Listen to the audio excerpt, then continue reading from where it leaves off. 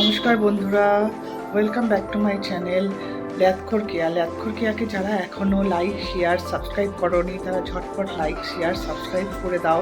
আর অবশ্যই বেল আইকনটা কিন্তু প্রেস করে রেখো, নাহলে ভিডিওগুলো দেখতে পাবে না। আজকে 2026 জানুয়ারি মাসের 13 তারিখ। তো তোমরা তো জানো যে আমার অফিস 3 দিন ছুটি ছিল। 3 দিন ছুটি থাকার পর আজকে অফিসে যাচ্ছি। সকালবেলা একদমই উঠতে ইচ্ছা করছিল না। তো কী হয়, প্রত্যেক বছরই জানুয়ারি মাসের 13 তারিখ দিনটা আমার খুব খারাপ যায়। আমি জানি না কেন এটা, এটাকে আমি একদম মার্ক করে রেখে দিয়েছি। আজকে তো অফিসের জন্য বেরিয়ে গেছি, একটু অফিস যেতে ইচ্ছে করছিল না। অফিস তো যেতেই হবে, 3 দিন ছুটি ছিল, প্রচুর কাজ পেন্ডিং আছে। আজকে আবার আমার বসও জয়েন করছে, উনিও ছুটিতে ছিলেন অনেক দিন। যাই হোক, চলো যাই অফিসে গিয়ে কাজ টাজ করে আবার সন্ধ্যাবেলা তোমাদের সাথে দেখা হবে। অফিস থেকে বেরিয়ে গেছি। এবার শিবকে বলেছিলাম আজকে একটু অফিসে আমাকে নিতে আসতে। আসলে আমাদের বাড়ির কাছে না একটা সংক্রান্তি থেকে মেলা বসে। আর এই যে দেখো ডান দিকে দেখা যাচ্ছে, এখানে একটা পুজো হয়, 12 ভূতের পুজো। এটা ডিটেলসটা তোমাদের আমি পরে বলবো। তো এই জন্য এই রাস্তাটায় খুব ভিড় থাকে, তো অটো অনেক দেরি করে পাওয়া যায়।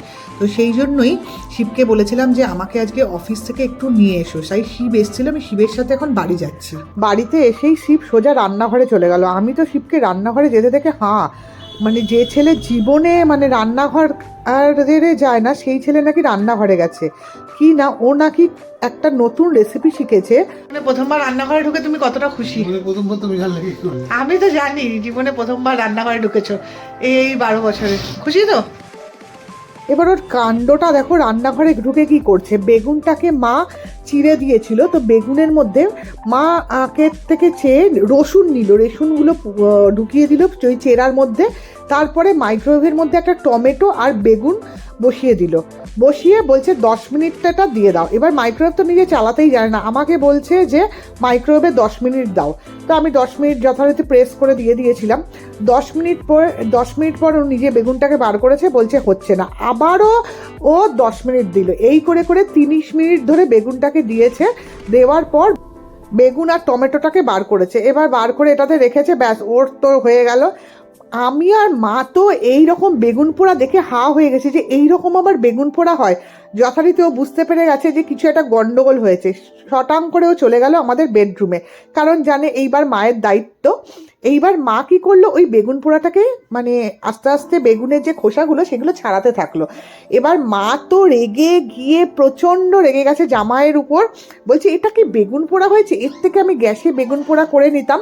যাই হোক, এবার এটাকে তো কোনোভাবে মাকে ঠিক করতে হবে। মা তারপরে কড়াইতে শুকনো লঙ্কা, পেঁয়াজ, রসুন ভেজে নিল ভালো করে। তো ভাজা বসিয়ে দিয়েছে মা অলরেডি। আর তার মধ্যে বেগুন পোড়াটা যেটা ছুলেছিল আর টমেটোটা শুদ্ধ ওর মধ্যে দিয়ে দিল, তার মধ্যে নুন দিয়ে দিল।